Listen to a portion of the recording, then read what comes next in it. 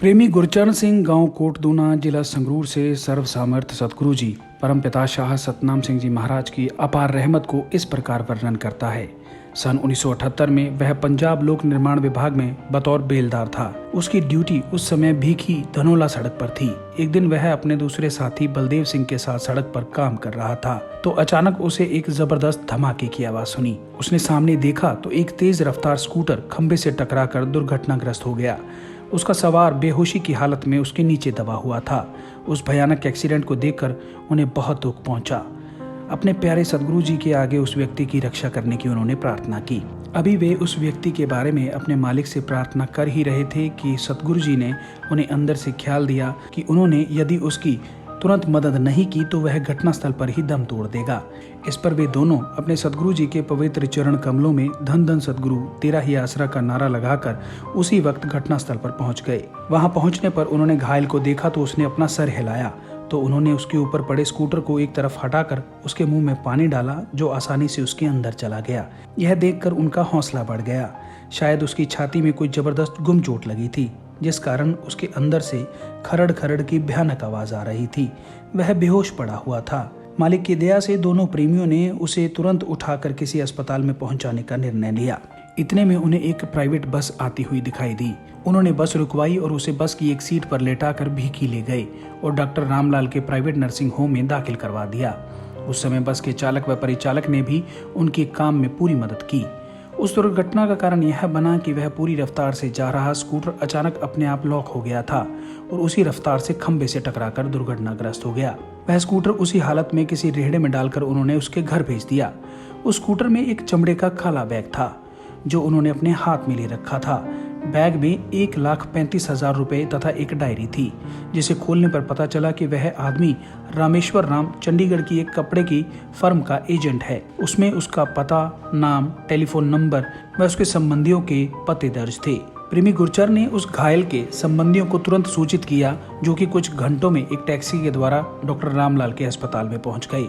हालांकि प्रेमी गुरचरण सिंह के लिए वह आदमी बिल्कुल अपरिचित था, फिर भी उन्होंने उसे अपने सतगुरु का जीव समझते हुए उसकी हर संभव मदद की।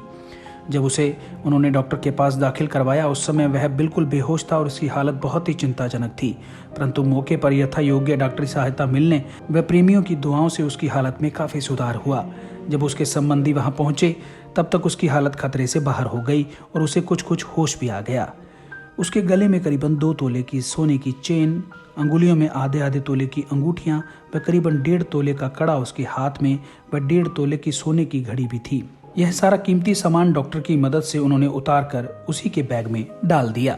वहीं अपने मरीज की संतोषजनक हालत को देखकर उनके संबंधियों ने सुख की सांस ली। उन लोगों को चाय पानी आदि पिलाने के बाद प्रेमियों ने उन्हें उस एक्सीडेंट का पूरा हाल सुनाया तथा उनका सारा कीमती सामान व 1,35,000 रुपए का बैग सहित उन्हें सौंप दिया। करीबन 2 महीने बाद एक दिन वही आदमी टैक्सी में प्रेमी गुरचरण के घर आ गया।